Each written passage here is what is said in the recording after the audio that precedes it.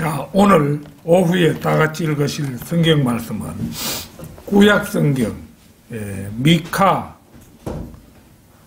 5장 2절입니다.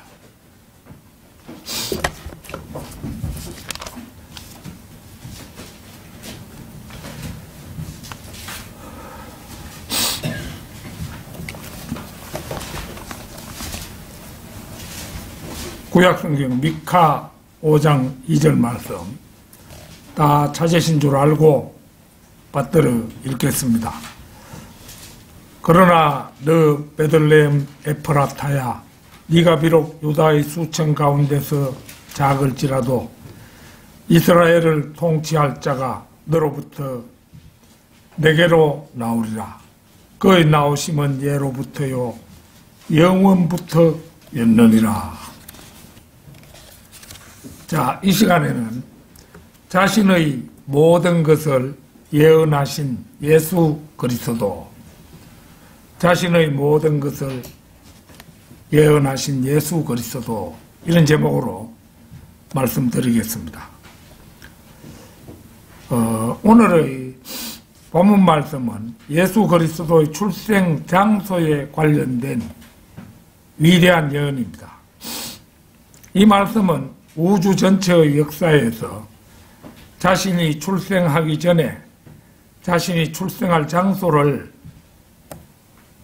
말할 수 있는 유일한 분이 계셨음을 보여주고 있죠. 자신을 따르는 사람이 얼마나 많든지, 얼마나 많은 권력을 가지고 있든지 상관없이 어느 종교 지도자라도 이런 일을 할 수 있는 사람은 없습니다. 삼위일체의 하나님 가운데 제2위의 위격이신 예수 그리스도께서는 선지자들을 통해 자신의 출생지뿐만 아니라 자신의 출생 시기, 자신의 출생 방법, 자신이 어떻게 죽을 것, 자신의 부활까지를 예언하셨습니다.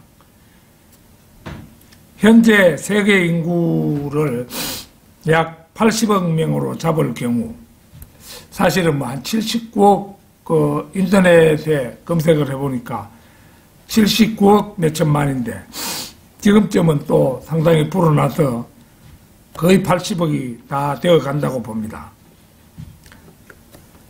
근데 그 중에 이제 모슬렘을 믿는 사람 수는 이제 80억 명으로 잡을 때 한 18억 4천만 명이나 됩니다. 그러나 마호메트를 따르는 사람이 그렇게 많다 해도 예수 그리스도와 동일선상에 있는 선지자라고는 말할 수가 없습니다. 그는 자신의 출생과 죽음과 부활에 대해 어느 한 가지도 예언한 바가 없기 때문입니다. 로마 카톨릭은 80억 명 가운데 12억 1천만이나 됩니다. 그러나 그들은 엄밀히 말해 성모 마리아를 숭배하는 집단이며 개신교와는 너무도 현격한 차이가 있는 집단입니다. 그들 역시 경전인 성경을 가지고 있지만 그들은 성경보다도 자신의 전통을 더 우선시하는 무리입니다. 세계 종교 분포로 보면 세계 인구 80억 명 가운데 개신교는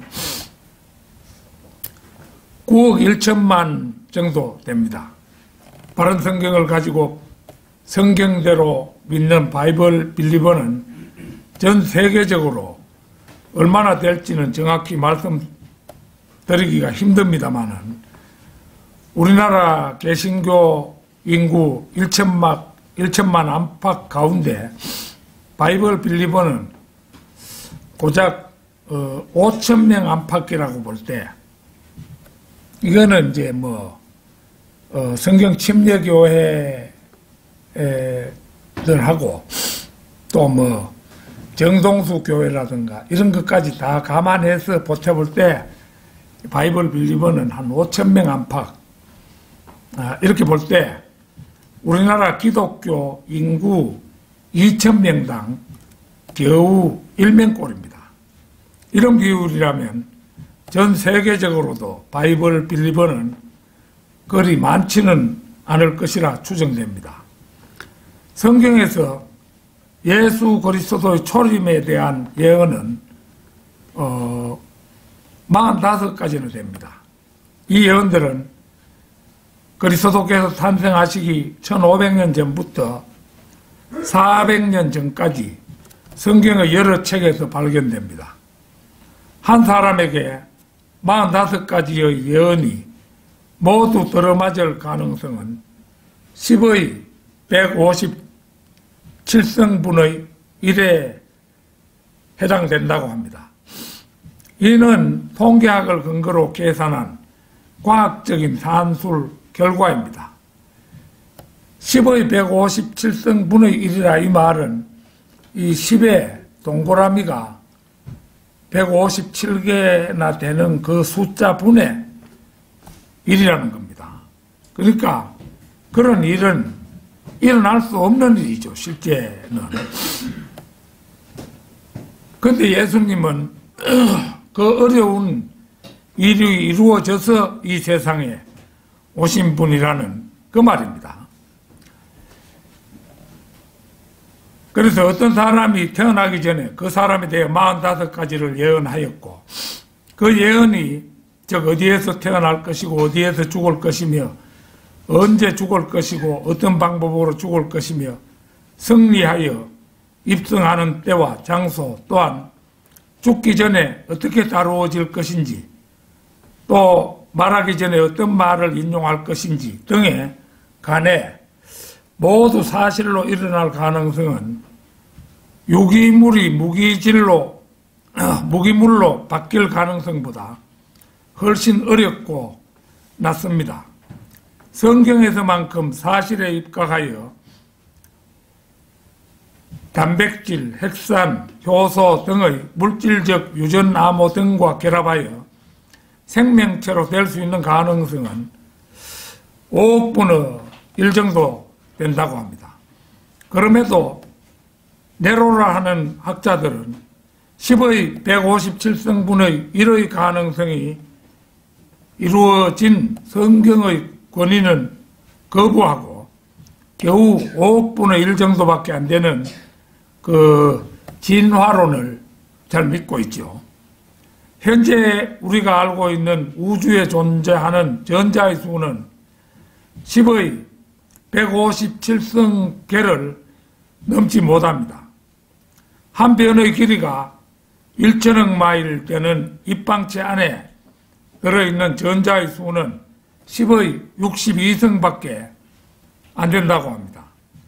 오늘 저는 지금부터 10의 157승분의 1의 가능성이 예수 그리스도 한 분께 이루어진 성경의 절대적 권위에 대하여 5가지 예언만을 선정해서 생각해 보고자 합니다.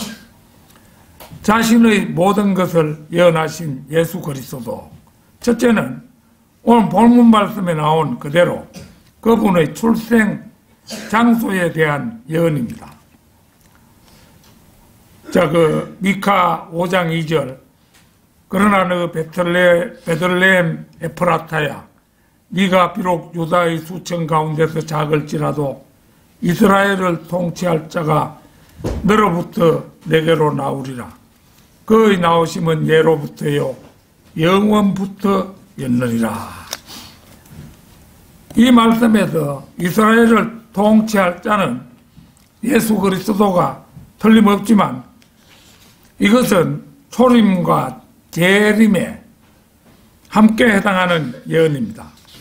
한 아기가 탄생할 것이지만 그는 재림 후에야 이스라엘을 통치할 것이기 때문입니다. 초림 때 예수 그리스도는 베들레헴에서 탄생하지 않을 가능성이 더 컸습니다. 누가복음 2장 1절에서 7절을 한번 찾아보겠습니다. 누가복음 2장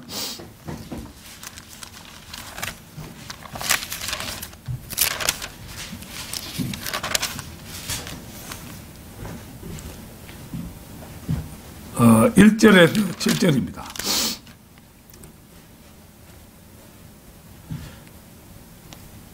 당시에 카이사 아우구스토로부터, 이 아우구스토 이거는 적그리스도 예표가 되는 인물이죠.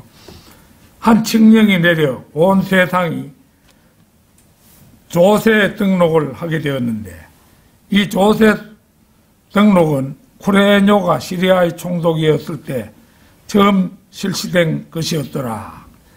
그때 모든 사람이 각기 자기의 고향 성읍으로 조세 등록을 하러 가니라.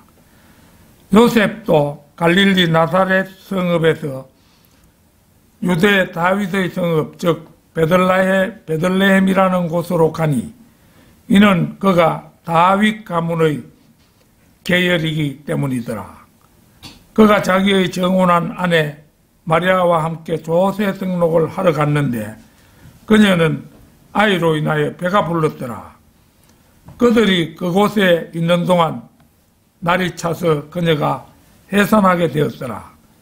그리하여 그녀가 자기의 첫 아들을 낳아 그를 포대기로 싸서 구유에 누이니, 이는 여관에 그들이 들 방이 없었기 때문이라.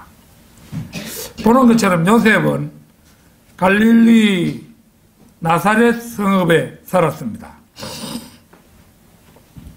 그 예수를 헤롯이 죽이려 하자 이집트로 내려갔다가 헤롯이 죽고 난 다음에 올라오잖아요. 근데 자기 고향으로 가서 사는 것을 두려워해가지고 이제 나사렛 성읍에 살게 되었던 겁니다. 이제 그 무렵에 그와 정혼한 마리아는 임신으로 배가 불렀습니다. 그러니까 이제 여자가 10달 만에 아이를 낳으니까 결혼 할 때 이미 배가 불러가 있으니까, 요새 속된 말로 하면 뭐 속도 위반을 했거나 하여튼 무슨 수가 있다, 사람들이 많이 쑥덕거렸겠죠. 그런데 이제 이 무렵에 공교로운 일이 일어났습니다. 당시 로마 황제인 아우구스토가 조세 등록을 하라는 칙령을 내린 것입니다. 그 칙령대로 로마 시대에는 로마 황제의 명령이면 어느 누구도 그 명령을 거스를 수가 없어요.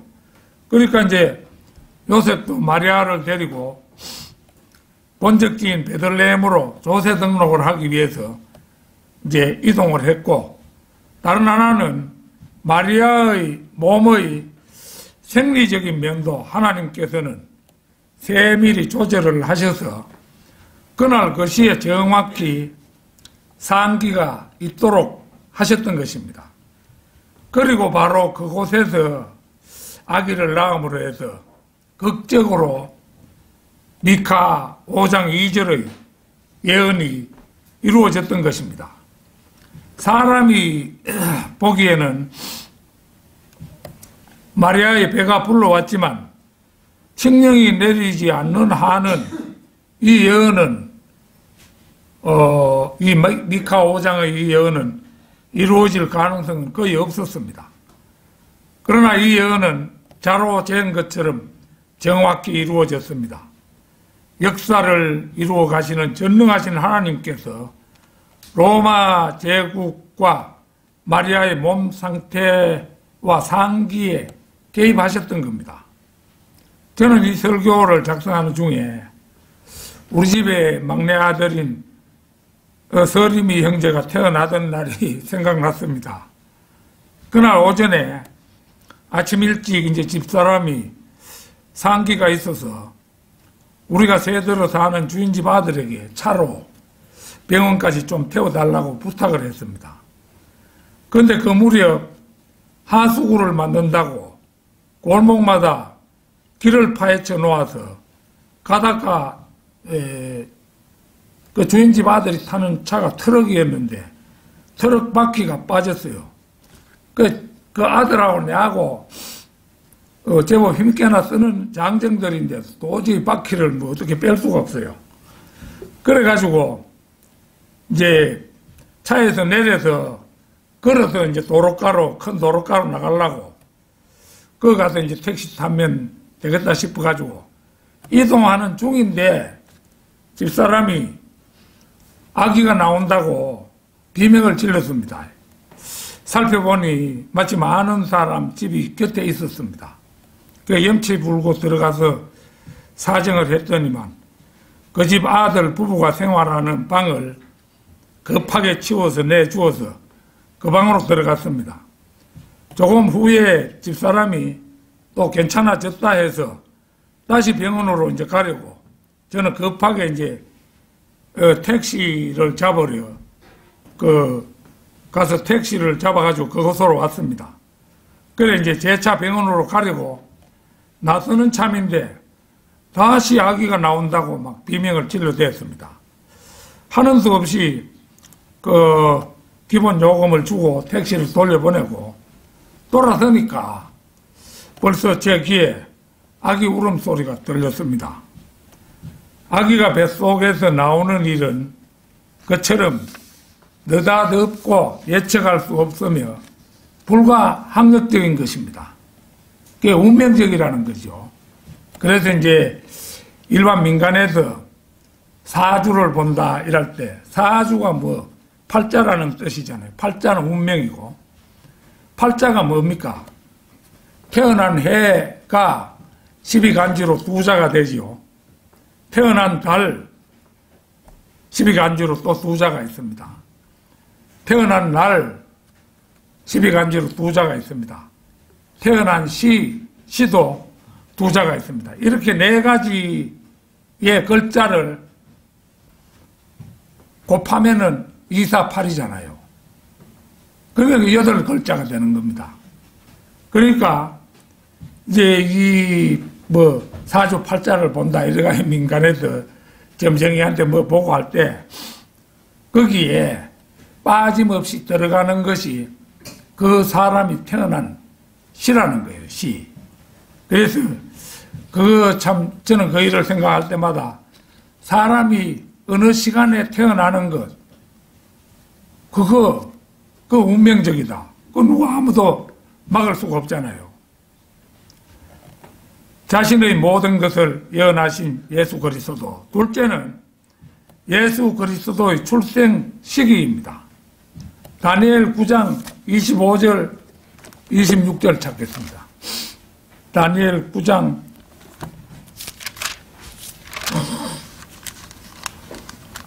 25절 26절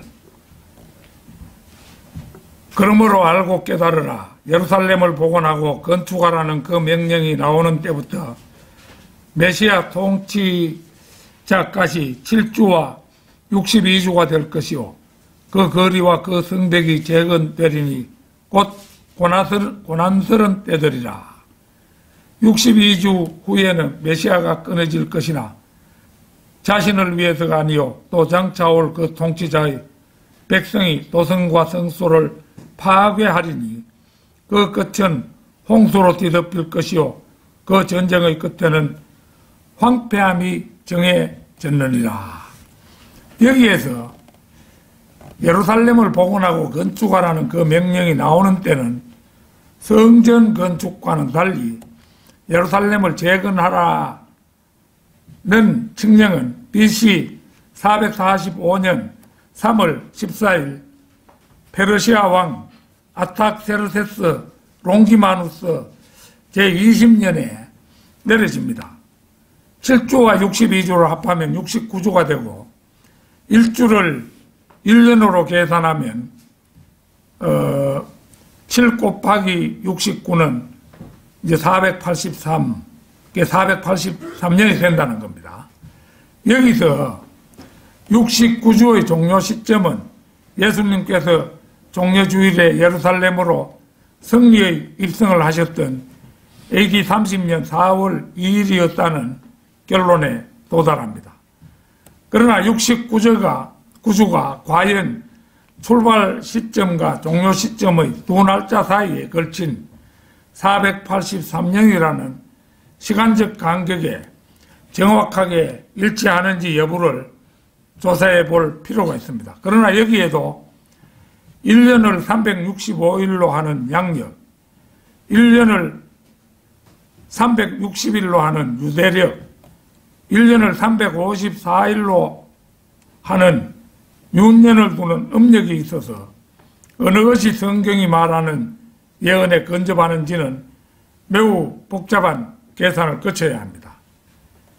세대적 진리를 쓴 클라렌스 라킨의 계산에 따르면 1년이나 2년의 오차가 있다고 그렇게 말했는데, 이 오차는 69주라는 긴 기간에 비하면 미미한 차이라는 결론을 내리고 있습니다.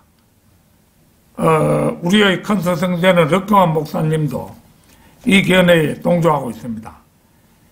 예수 그리스도의 탄생 때 동방의 현자들이 알고 찾아왔었습니다. 그들은 아마도 다니엘서의 예언을 알고 있었을 것입니다. 다니엘이 바빌론의 현자들의 우두머리였기 때문입니다. 그들은 오늘의 성경학자들보다도 예언들에 대해서 더 잘 알고 있었을 것이고, 연수를 계산하는데도 더 정확한 방법을 알고 있었을 것입니다. 그러던 어느 날 하늘에 나타난 별을 보게 됩니다. 가만히 있자 62주 후에는 메시아가 끊어질 것이라 했는데, 그 메시아가 33세에 처형될 것이므로, 그렇다면 지금이 그분께서 탄생할 시기가 아닌가.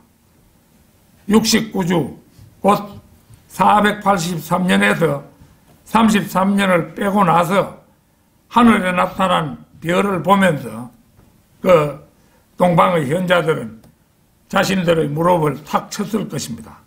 그리고 서둘러 먼 길을 와서 아기 예수를 경배했을 것입니다.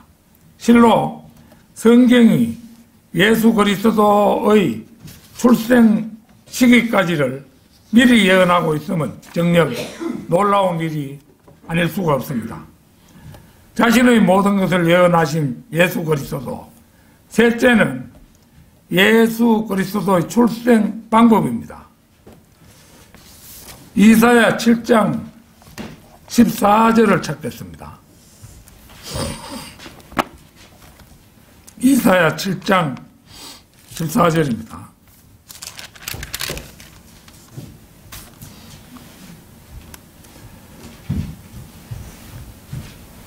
그러므로 주께서 친히 한 표적을 너희에게 주시리라. 보라, 한 처녀가 임신하여 한 아들을 낳으리니 그의 이름을 임마누엘이라 하리라. 여기서 처녀를 두고 RSV의 그 성경의 번역자들은 구원받지 않은 사람들, 즉 그리스도를 거부하는 유대인 랍비들의 견해를 따랐습니다. 그래서 그들은 이사야 7장 14절의 처녀를 이 히브리어로는 알마라고 하는데 젊은 여자로 번역했습니다. 이사야는 이 예언을 표적으로 제시했습니다. 그러나 젊은 여인이 임신하는 것은 결코 표적으로 제시될 수가 없으며 그것은 하나님의 능력을 제한하는 것밖에 아무것도 아닙니다. 성령께서는 히브리어 단어 알마를 번역할 때 헬라어 파르테노스라는 단어를 사용하셨습니다. 파르테노스는 처녀이지 젊은 여인은 아닌 것입니다. 마태복음 1장 23절 또 보겠습니다. 마태복음 1장 23절. 보라, 한 처녀가 잉태하여 한 아들을 낳으리니 그 이름을 임마누엘이라 하리라 하셨으니 이를 해석하면 우리와 함께 하시는 하나님이라. 보는 것처럼 킹 제임스 성경은 헬라어 표준 원문에서 파르테노스를 정확히 처녀인 버진으로 번역했습니다. 이 마태복음 1장 23절은 이사야 7장 14절의 인용입니다. 예수 그리스도의 동정녀 탄생에 대한 교리는 성경을 믿지 않는 학자들에 의해서 항상 공격을 당해왔습니다. 그들은 항상 헬라어나 히브리어 같은 원어들을 들이대면서 성경을 공격하지만 여기서 처녀에 해당하는 파르테노스는 오직 문자적인 처녀에게만 해당하는 단어입니다. 이것이 바로 이사야가 예언했던 바로 그 내용입니다. 이사야는 오직 처녀를 말했지 젊은 여인이나 소녀를 말하지 않았습니다. 요한복음 8장 41절 한번 찾겠습니다. 요한복음 8장 41절.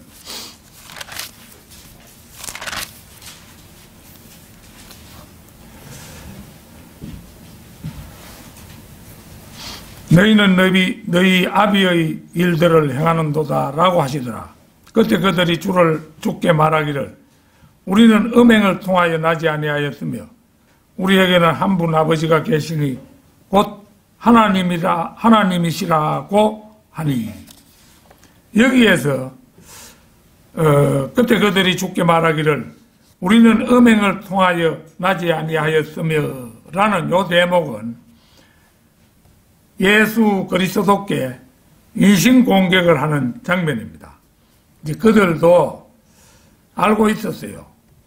요셉이 이제 결혼식 할 때 이미 신부인 마리아가 배가 불러가지고 시집 온 것이 그때 사람들에게 다 알려졌어요. 그러니까 결혼도 하기 전에 배가 불러왔다면은 그 전에 관계를 맺었다는 뜻이니까 그 음행이라 이겁니다. 뭐 누구와 관계를 맺었든 간에. 그래서 이제 이 유대인들이 우리는 음행을 통하여 나지 않았다고, 우리는 너처럼 음행을 통하여 나지 않았다. 이 말은 이제 결국은 마리아가 요셉과 정식 혼인을 하기도 전에 예수 그리스도를 잉태하게 된 것을 꼬집어서 비난하는 말입니다. 그들은 지금 우리는 너처럼 음행을 통하여 태어나지는 않았다고 말하고 있는 겁니다. 예수 그리스도께서 처녀의 몸에 성령으로 잉태된 것을 그들은 알 턱이 없었습니다. 예수 그리스도께서 창세기에서부터 약속되어 있었던 여자의 씨로 오신 분임을 그들이 깨닫는다는 것은 기대할 수 없는 일이었습니다. 그들은 모든 것을 육신적인 눈으로만 보고 영적인 눈으로 볼 능력이란 도무지 없는 소경들이었습니다. 물론 하나님께서는 우리는 음행을 통하여 나지 아니하였으며 라는 말이 아예 나오지 못하도록 하실 수도 있으셨습니다. 마리아가 요셉에게 시집 올 때 한 5세 전이나 뭐 이런 정도의 성령으로 잉태시켰으면은 뭐 5세 간격을 두고 저것들이 어떻게 뭐 음행이니 뭐니 그런 말을 하겠습니까? 그렇게 하실 수도 있었는데 하나님께서는 굳이 결혼하기 몇 달 전에 성령으로 잉태되게 하셔서 결혼할 때에는 외향적으로 배가 부른 것이 모든 사람들의 눈에 보이도록 하셨어요. 왜 그렇게 하셨을까 하는 이제 의문을 가져보게 되는데요. 그것은 성경이 믿음이 있는 사람과 믿음 없는 사람을 구분하기 위해서 그런 마음의 역할을 할 수 있도록 하기 위해서 결국은 그렇게 했다고 저는 그 생각을 합니다. 뭐 그대로 믿느냐 마느냐 그건 사람들의 자유니까 이 하나님께서는 이제 항상 말씀에 함정을 마련해 두셔서 믿음이 적은 자들은 그 함정에 빠져서 나오지 못하도록, 못 믿도록 그렇게 하시는 분이 하나님이십니다. 우리는 그 모든 것을 믿음으로 통과해서 오늘날 여기까지 왔지요.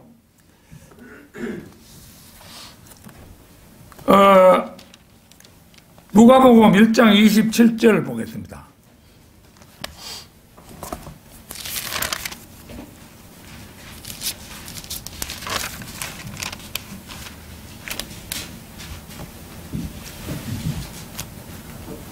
다윗의 가문에 요셉이라고 하는 남자와 정혼한 한 처녀에게로 가게 하시니 그 처녀의 이름은 마리아더라. 여기에서 두 번 사용된 처녀는 이제 역시 버진이며 바로 헬라어 파르테노스입니다. 이 처녀가 육체적으로 남자를 알지 못하는 한 젊은 여자를 가리키는 것은 물론입니다. 그러니까 남자를 모르는 사람이 아기를 잉태한 것이 바로 그 마리아에게 그렇게 되었던 거예요. 예수님을 제외하고는 이 세상에 태어난 모든 사람은 여자가 남자를 알고 나서 태어났잖아요. 그런데 예수님은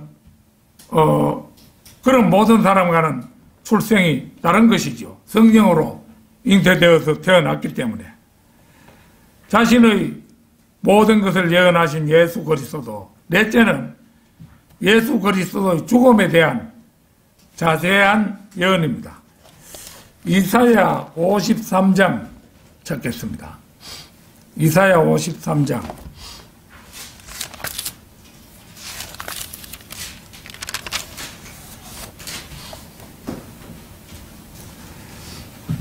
우리가 오전에 리빙스턴에 대해서 살펴보았습니다만은 리빙스턴이 그 추장의 아들을 살렸는데 그 추장이 좋아한 성경이 이사야서였고 또 특히 이사야 선지자를 좋아했다. 이런 말씀을 제가 드린 바 있었죠. 53장. 처음부터 끝까지 한번 읽어보겠습니다. 우리가 전한 것을 누가 믿었으며 주의 팔이 누구에게 나타났느냐. 이는 그가 그 앞에서 연한 싹 같고 마른 땅에서 나온 뿌리같이 자랄 것이며 그는 모양도 우아함도 없으시니 우리가 볼 때에 그를 흠모할 아름다움도 없음이라. 그는 사람들에게서 멸시받고 거부되었으며 슬픔의 사람이요 질고에 익숙한 사람이라.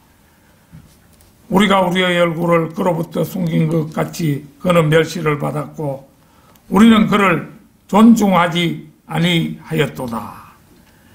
실로 그가 우리의 질고를 지고 우리의 슬픔을 지었는데도 우리는 그가 형벌을 받아 하나님께 맞으며 고난당한 줄로 생각하였도다. 그러나 그는 우리의 허물로 인하여 상처를 입었고 그는 우리의 죄악으로 인하여 상하였도다. 우리의 화평을 위한 징계가 그에게 내려졌고 그가 맞은 채찍으로 우리가 치유되었도다. 우리는 모두 양같이 길을 잃어 각자 자기의 길로 돌이켰으나 주께서는 우리 모두의 죄악을 그에게 지우셨도다. 그가 억압을 당하고 고난을 당하여도 그 입을 열지 아니하였으니 그가 어린 양처럼 도살장으로 끌려가며 또 털 깎는 자들 앞의 양이 말 없듯이 그가 자기 입을 열지 아니하는도다. 그가 감옥과 재판에서 끌려갔으니 누가 그의 세대를 선포하리요. 이는 그가 산자들의 땅에서 끊어졌으며 그가 내 백성의 허물로 인하여 형벌을 받았습니다. 그가 악한 자들과 더불어 자기의 무덤을 마련하였으며 그의 죽음을 부자와 함께 하였으니 이는 그가 폭력을 행사하지 않았고 그 입에는 속임수가 없었기 때문이라. 그를 상하게 하는 것이 주를 기쁘게 하였기에 주께서 그를 고난에 두셨도다. 주께서 그의 혼을 속죄 제물로 만드실 때 그가 자신의 씨를 보리니 그가 자신의 날들을 늘릴 것이요 주의 기쁨이 그의 손에서 번창하리라. 그가 자기 혼의 고통을 보고 만족하게 되리라. 나의 의로운 종이 자기의 지식으로 많은 사람을 의롭게 하리니 이는 그가 그들의 죄악을 담당할 것임이라. 그러므로 내가 위대한 자와 더불어 한 몫을 그에게 나누어 줄 것이며 그가 강한 자들과 더불어 탈취물을 나눌 것이니 이는 그가 자기의 혼을 부어 죽음에 이르게 하였으며 또 그는 범죄자들과 더불어 헤아림을 받았으니 그가 많은 사람들의 죄를 지며 범죄자들을 위하여 중보를 하였습니다. 여기 이 이사야 53장 전편은 바로 예수 그리스도의 그 죽음을 두고 기록한 것이죠. 이 예수 그리스도 탄생 700여년 전에 예언한 대목입니다.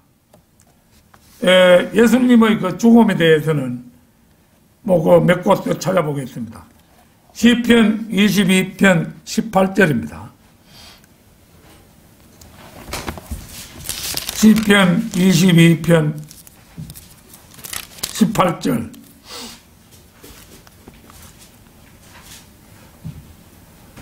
그들이 그들 가운데서 내 겉옷을 나누고 내 속옷들을 제비 뽑나이다. 이게 이제 다윗의 시에 나온 것인데요. 그 당시로부터 1500년, 약 1500년 전 다윗의 시에 나온 것입니다. 주님의 옷을 제비 뽑을 것이라는 예언이지요.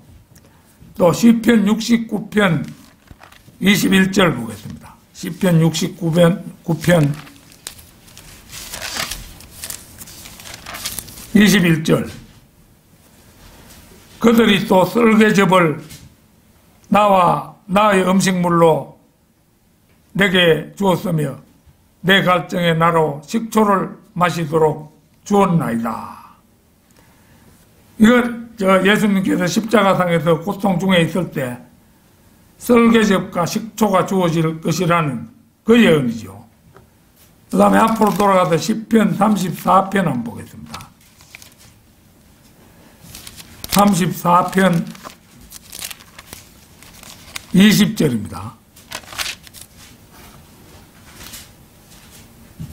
주께서 그의 모든 뼈를 간수하사 그 중에 하나도 부러지지 않게 하시는도다.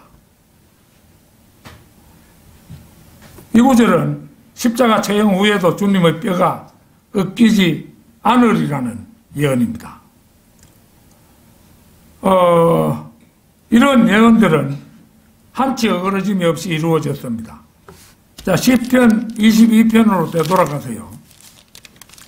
22편 16절. 개들이 나를 에워싸고 악인의 무리들이 나를 둘러쌌으며 그들이 내 손과 내 발을 찔렀나이다. 그분의 손과 발에 못이 박힐 것이라는 예언이고, 시편 35편 11절.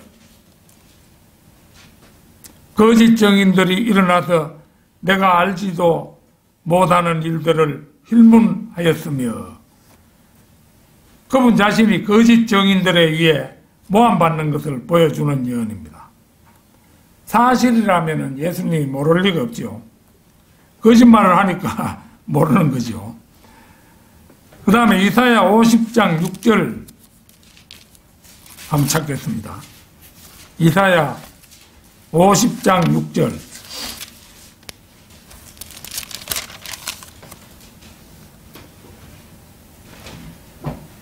내가 치는 자들에게는 내 등을, 머리카락을 뽑는 자들에게는 내 뺨들을 맡겼도다. 내가 치욕과 침뱉음으로부터 내 얼굴을 숨기지 아니하였도다. 이 구절은 그분이 채찍에 맞고 수염이 뽑히고 침뱉음을 당할 것이라는 예언입니다. 그리고 이것들은 시편의 경우는 약 1000년 전의 예언이며 예수님 탄생하시기 그 1000년 전의 예언이며 이사야서의 예언이라도 700여 년 전의 예언입니다. 이 외에도 숱한 예언들이 그분 한 사람에게 집중되어 모두 이루어졌으니 실로 얼마나 놀라운 일입니까? 자신의 모든 것을 예언하신 예수 그리스도. 다섯째는 예수 그리스도의 부활에 대한 예언입니다. 마태복음 20장 19절 찾겠습니다. 마태복음 20장 19절. 또 그들이 그를 이방인들에게 넘겨주어 조롱하고 채찍질하며 십자가에 못 박으리라. 그러나 셋째 날에 그가 다시 살아나리라고 하시더라. 마가복음 10장 34절도 한번 보겠습니다. 마가복음 10장 34절.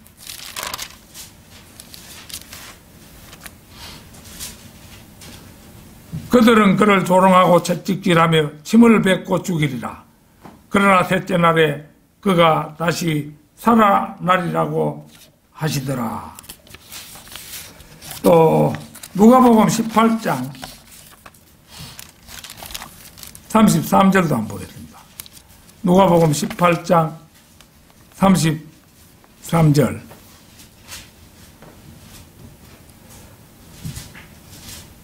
또 그들이 그를 채찍질하고 죽이리라.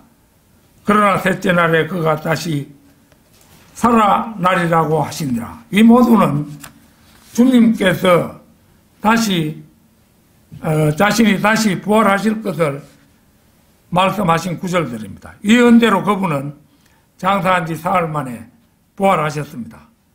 예수 그리스도의 부활은 그분이 하나님이시라는 강력한 증거가 된다고 할 수 있을 것입니다. 이 문제에 대해서 사도 바울은 로마서 1장 4절에서 증언하고 있습니다. 로마서 1장 4절 한번 찾겠습니다.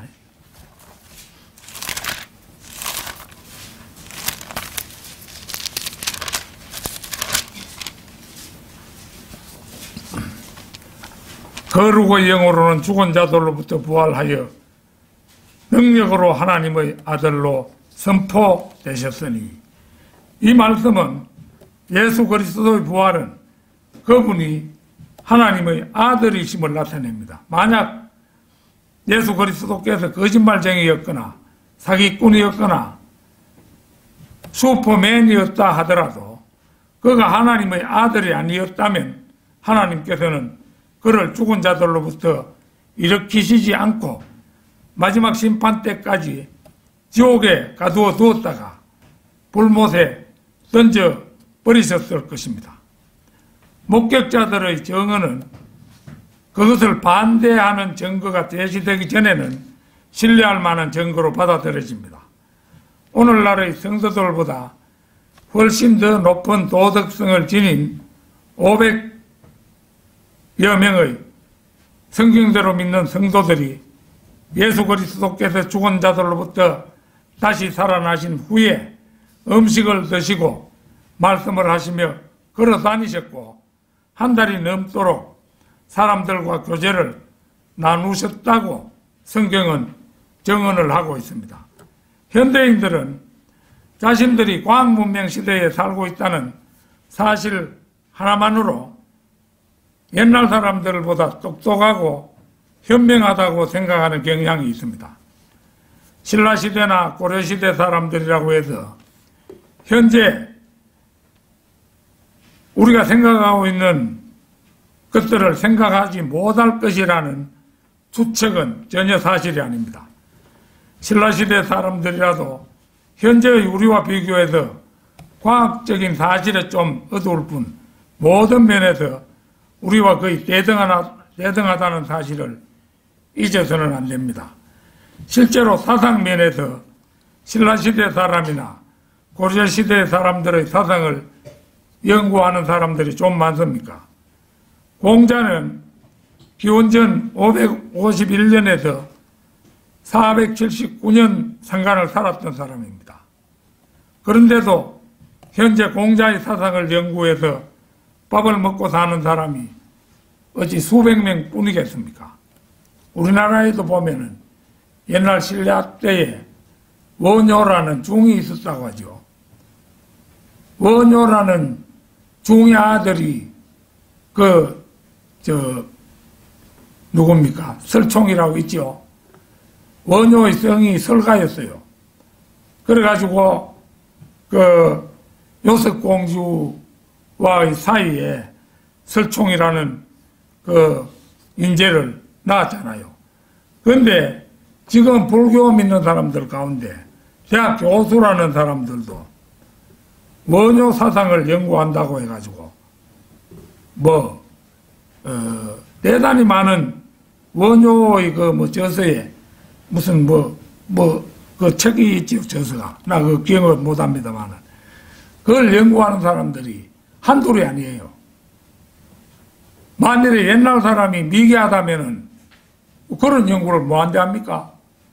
근데도 사람들은 옛날 사람 하면은 오늘날의 사람처럼 명석하지 못하고 무식하고 무지하다고 생각하는 겁니다. 그러나 그거는 사람으로서는 과학 문명에 좀 뒤졌을 따름이지 오늘날의 사람들과 똑같이 사고하는 사람들이었다는 것입니다. 따라서 베드로, 야고보, 요한, 마태, 마가, 누가, 바울이 우리보다 미개하고 IQ가 모자라서 부활을 믿었다고 생각해서는 안 됩니다. 우리는 예수 그리스도께서 부활하실 때 태어나지도 않았지만 그들은 동시대에 그 나라에 살고 있었습니다. 그들 중에는 정식으로 인가받은 의사도 있었습니다. 바로 누가복음과 사도행전을 기록한 누가지요. 그분은 세상에 계실 때 자신이 하나님이심을 밝히기 위해서 여러 이적들을 행하셨습니다. 그분이 하나님이시라면 죽은 지 나흘 된 송장 나사로를 일으켰으니 자신은 부활하지 못했겠습니까? 결론적으로 오늘날 많은 사람들은 자신이 하나님보다 똑똑하다는 착각에 빠져 있습니다. 그래서 성경의 저자인 성령님이 영생을 말씀하고 있는데도 불구하고 그런 것이 어디 있겠느냐는 독단적인 생각을 하며 성경을 거부해버립니다. 신구약 성경의 주인공은 물론 예수 그리스도이십니다.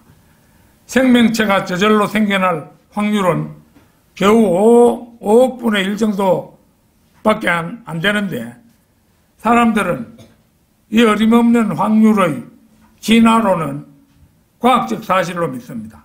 그러나 45가지 예언이 예수 그리스도 한 사람에게 이루어질 확률은 10의 157승분의 1인데도 그러니까 그만큼 성경 말씀은 진리인데도 그 성경 말씀은 믿지를 않습니다. 그것이 바로 오늘날의 사람들입니다.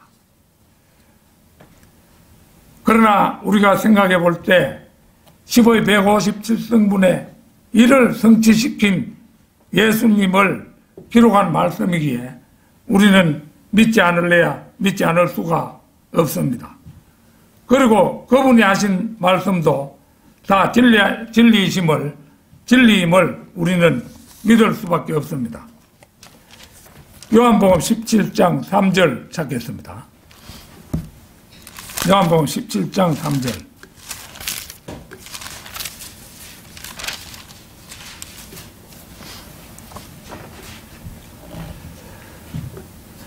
영생은 이것이니 곧 사람들이 유일하시고 참 하나님이신 아버지와 아버지께서 보내신 예수 그리스도를 아는 것이옵니다.